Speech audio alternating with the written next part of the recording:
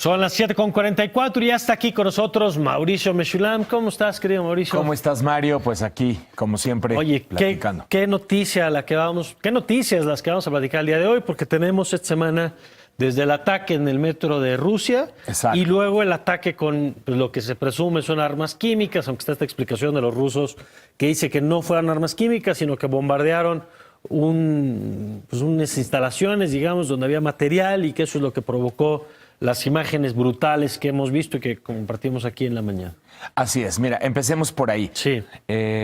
Primero, la autoría. Por la naturaleza del ataque, por la dimensión del ataque, por las características y por lo que están empezando a indicar las agencias de inteligencia de prácticamente todos los países, sobre todo porque recordemos que tenemos siguiendo este conflicto los últimos 6 años. Claro. Todo parece indicar que fue efectivamente el gobierno de Assad quien lleva a cabo este ataque. No significa que los rebeldes no hayan cometido ataques con armas químicas o atentados terroristas de distinta naturaleza. Definitivamente sí, hay sangre de todos los lados. Lo que pasa es que la dimensión del ataque, o sea, normalmente los ataques químicos por parte de los rebeldes son fuerzas insurgentes con menores capacidades y menor posibilidad de daño. Normalmente no tienen esta capacidad de intensidad, número uno. Número dos, quien tiene aviones, pues obviamente es el gobierno de Assad y Rusia. Rusia es poco probable, Rusia no lo llevó a cabo porque no ha llevado a cabo estos ataques ni lo hace. Quien lo ha hecho y lo ha hecho en repetidas ocasiones de manera documentada por Naciones Unidas es el gobierno de Assad. ¿Por qué? Déjame preguntarte algo que a lo mejor es una obviedad. ¿Por qué en un conflicto que lleva 6 años este ataque implica la reacción o genera la reacción que estamos viendo? ¿Qué implica el uso de armas químicas que genera esta reacción? Bueno, obviamente se trata de armas prohibidas, pero tu pregunta es válida porque hay un número de ataques con armas químicas que se han cometido a lo largo de los últimos años. El que llamó muchísimo la atención fue cuando mueren más de 1,000 personas en 2013, que genera esta reacción, no sé si recuerdas, de Estados Unidos, que había dicho que ahora sí Assad había roto la línea roja y que por lo tanto Estados Unidos iba a atacar. El acuerdo en ese momento era que Assad se iba a deshacer de todo su arsenal químico y esto orilla a que Obama finalmente no ataque. Gracias a una operación de Putin ahí. Gracias a una operación de los rusos, ¿no? Y finalmente, supervisado por un organismo internacional, Assad efectivamente se deshace de la mayor parte de su arsenal químico. Pero a lo largo de estos años, estamos hablando del 2014 a la fecha, hay un número de ataques químicos documentados por Naciones Unidas por parte de Assad, lo que refleja que se quedó con algo de armamento químico, también por parte de los rebeldes, también hay que decir eso. Sin embargo, no había habido desde el 2013 hasta la fecha un ataque de semejante intensidad con esta proporción de imágenes que vimos el día de ayer. Hubo uno muy importante en 2016, de hecho orilló a que yo escribí un artículo en aquel entonces en la ciudad de Alepo, porque bueno, son estrategias que el régimen de Assad ha estado utilizando para tratar de apaciguar a grupos rebeldes. Son grupos rebeldes también muy violentos. Ahora recientemente lo que ocurre es que se forma una coalición alrededor de la filial de Al-Qaeda en Siria, junta a otras milicias que no formaban parte de Al-Qaeda, pero las junta, y en esto que parecía como ya una pues casi cercana derrota de los grupos rebeldes, viene una contraofensiva de estos grupos que incluye varios ataques terroristas en Siria que se llevan la vida de varios civiles ahí en Siria. Entonces, el régimen busca mandar un mensaje de fuerza ante estas contraofensivas. El golpe es a población civil. Sí. Este golpe, por supuesto, es a población civil, pero en una zona controlada por estas milicias, en una zona que todavía está controlada por la rebelión y por muchos grupos, repito, que están afiliados a Al-Qaeda. Y la idea es mandar un mensaje terrorífico. Ya lo ha hecho en varias ocasiones. O sea, es la lógica que mueve. La pregunta, Mauricio, parecía que Bashar al-Assad había ganado terreno. Nos habías explicado cómo había aprovechado la transición en Estados Unidos, se había fortalecido la idea de su permanencia. ¿Cuáles pueden ser los efectos en materia de política y de geopolítica de esto que pasó el día de ayer? Es muy pertinente tu pregunta porque justo 3 días atrás, ante Naciones Unidas, la embajadora de Estados Unidos dice que, que el gobierno de Assad pues básicamente va a permanecer. Ya no es prioridad de Estados Unidos el que Assad salga. Entonces ahora la administración Trump se enfrenta a un dilema. La intuición de Trump, o digamos lo que Trump había venido manifestando durante su campaña, era mantenerse al margen de este conflicto. Es decir, eso no es asunto nuestro, Estados Unidos no tiene que ganar, que los sirios decidan. Y esto había sido también manifestado por Rex Tillerson en otros momentos, ¿no? Que los sirios decidan su destino. La pregunta en este momento es si va a haber un viraje de la administración Trump, si dada la situación y las consecuencias humanitarias, sobre todo una vez que las agencias de inteligencia de Estados Unidos confirmen que el ataque fue perpetrado por Assad, si esto sucede, que ante esa evidencia, ¿qué va a hacer Donald Trump? Si se va a mantener con la perspectiva de que, pues, que Assad siga en el poder, o si va a empujar una ofensiva, por lo menos de carácter diplomático, en contra de esto, ¿no? Aquí hay que entender que en Naciones Unidas, claro, Estados Unidos va a promover una condena, pero en el Consejo de Seguridad está Rusia, está China, sobre todo Rusia, que apoya directamente a Assad y que además fortalece la versión del gobierno de Assad, que dice, no, yo no utilizo armas químicas, yo bombardeé un depósito de armamento rebelde que resulta que tenía armas químicas. Y esta es la versión de Siria apoyada por Rusia. Por lo tanto, Rusia va a vetar cualquier resolución en contra de Assad en el Consejo de Seguridad. Ok. Y por último, Mauricio, damos un apunte rápido del atentado en Moscú. Ya hemos visto escenas de diferente naturaleza en Londres recientemente, en París. ¿Qué es lo de Moscú? De San Petersburgo, para ser precisos, es más... Es mucho más, apunta mucho más a que sea el producto, el trabajo de una célula, por el tipo de explosivos usados, por la fecha elegida, por cómo cómo logísticamente se lleva a cabo el ataque. Todo parece indicar que fue perpetrado por una célula. No tenemos todavía la evidencia, ni siquiera tenemos la reivindicación, pero por el origen del atacante, que en este caso es Kazajstán, si no me equivoco, el origen del atacante, el sitio parece que estuvo desaparecido 2 años o 3 años, muy probablemente en este tipo de casos es porque viajaron a Siria y regresaron. Probablemente se trataría de un ataque perpetrado por alguna organización internacional como ISIS. No lo sabemos todavía, definitivamente no parece el ataque de un lobo solitario y tampoco parece necesariamente este terrorismo interno que hemos visto en Rusia a lo largo de tantos años. Ya, pues vamos a ver qué información se va generando y ya tendremos tu análisis. Como siempre, gracias, Mauricio. Muchísimas gracias a ti. Gracias, Mauricio Meshulam, con su lectura de la agenda internacional.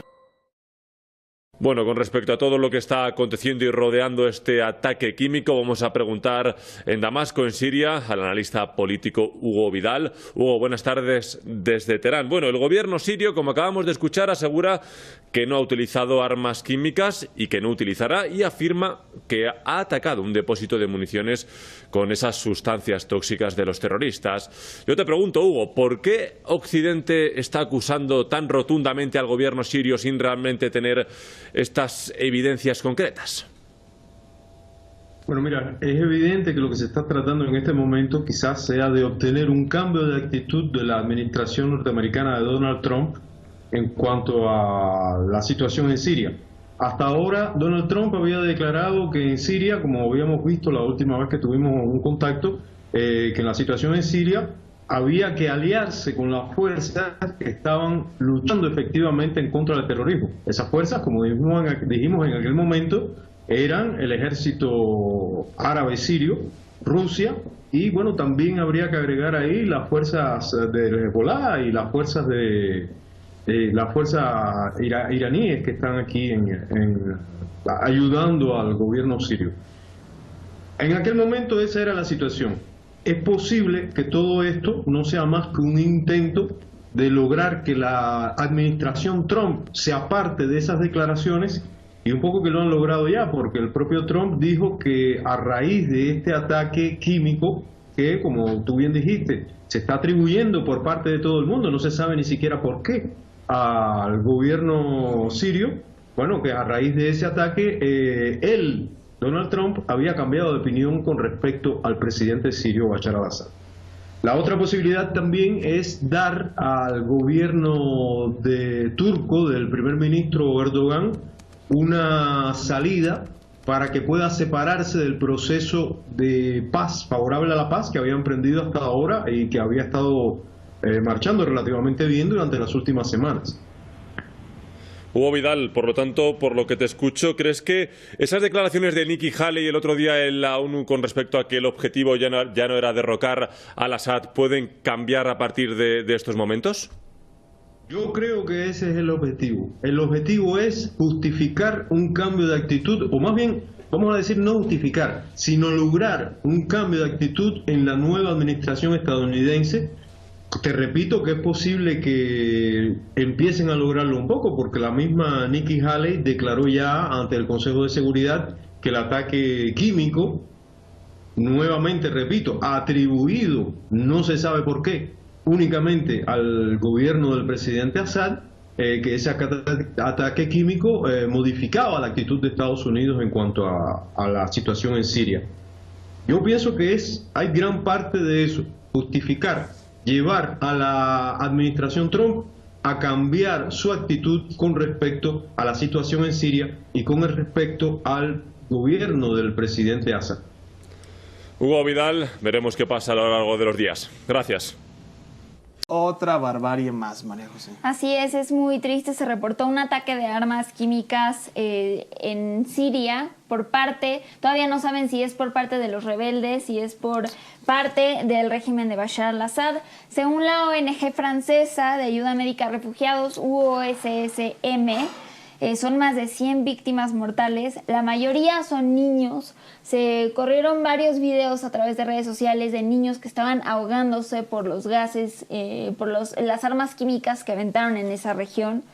Esto es terrible, es indignante que sigan ocurriendo este tipo de cosas. Francia y Reino Unido solicitaron una reunión inmediata en el Consejo de Seguridad, que se van a reunir mañana para tomar la decisión de qué van a hacer esto, pero a mí me parece que 400 personas afectadas y 80 muertos, y las imágenes que corren, creo que nos da una impotencia, una indignación de que esto ocurra y que realmente en el panorama internacional no puedan hacer nada para evitarlo. Es una tragedia y déjame ser más específico, más como está el panorama internacional, más como el día de ayer que Donald Trump dijo que a él no le interesa esto, que por él que se mueran 80 o 400, que lo único que le importa a Trump, que Trump es el hombre más poderoso del mundo, es el presidente de Estados Unidos, pero a él ya no le importa lo que pase en otras partes del mundo y que se pueden morir de gas o por lo que sea en cualquier otro lado. Es una tragedia y antes de que empiecen a decir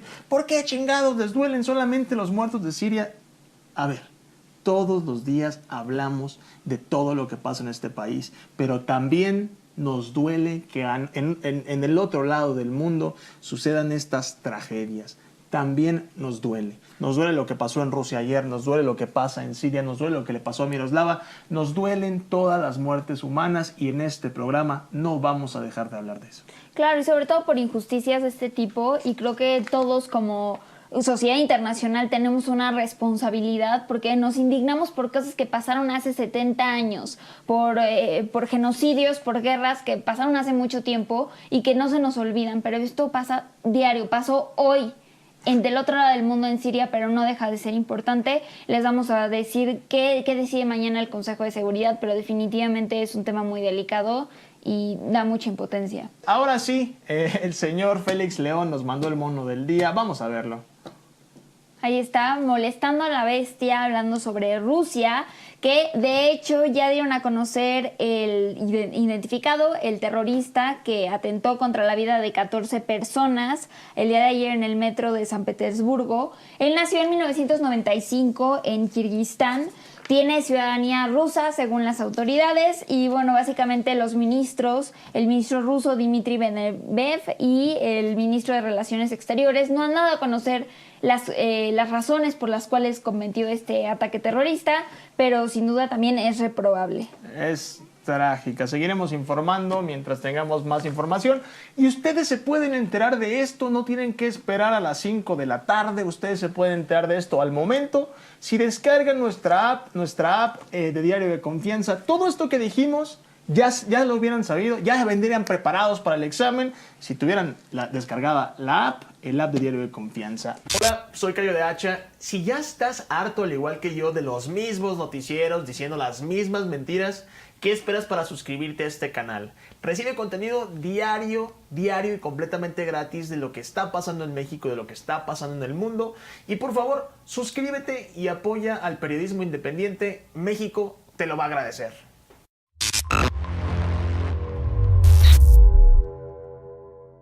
Profundizamos en la noticia, preguntamos ya al presidente de CAI Center, Adrián Celaya, que se encuentra en Bruselas.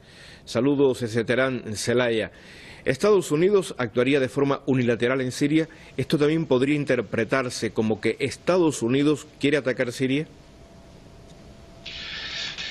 No, vamos a pensar que no. Es un momento muy difícil para saber cuál es la voluntad real de Estados Unidos. Estamos solo a unos días de que por primera vez se lanzaran declaraciones desde el gobierno de Estados Unidos rectificando de forma positiva la política sobre Siria de los últimos años y de forma muy rotunda afirmando que solo el pueblo de Siria iba a decidir el futuro de su presidencia. El que justo unos días después suceda esto, bueno, es realmente preocupante las declaraciones que se están haciendo y la utilización de estos hechos, pero vamos a pensar que es parte de todo este cúmulo de contradicciones en el que se mueve el gobierno de Estados Unidos y que efectivamente no hagan uso, como sucedió ya en el año 2012, de este tipo de mitos o de absurdos inventados con el fin de poner en marcha algún tipo de estrategia ofensiva. Atendiendo la situación actual en el terreno, la realidad que existe ahora mismo en esa batalla en Siria, ¿quién podría ser responsable de este ataque? ¿El gobierno o los terroristas? Bueno, vamos a ver, todo apunta a que evidentemente no ha sido el gobierno. En primer lugar, el gobierno es el menos interesado en hacer algo de este tipo, tan absurdo, tan criminal y tan llamativo, en un momento en el que está claramente ganando la guerra. Tenemos el precedente, efectivamente, del año 2012, en el que se utilizó un ataque con armas químicas para acusar al gobierno de Siria de algo que no había hecho, también como un pretexto para intentar invadir el país. Las fuerzas de oposición, las fuerzas terroristas, el terrorismo yihadí, los países que les apoyan, están en una situación en este momento desesperada y es muy posible, todo parece indicar que han recorrido maniobras desesperadas apoyadas por estas fuerzas siniestras occidentales que están apoyadas en buena parte por ciertos medios de comunicación, intentando una maniobra en último extremo para dar la vuelta a la situación que cada vez se les está poniendo más difícil en Oriente Medio. Gracias, Adrián. Adrián Celaya, presidente de CAI Center, ahora en directo desde Bruselas para Hispan TV Noticias.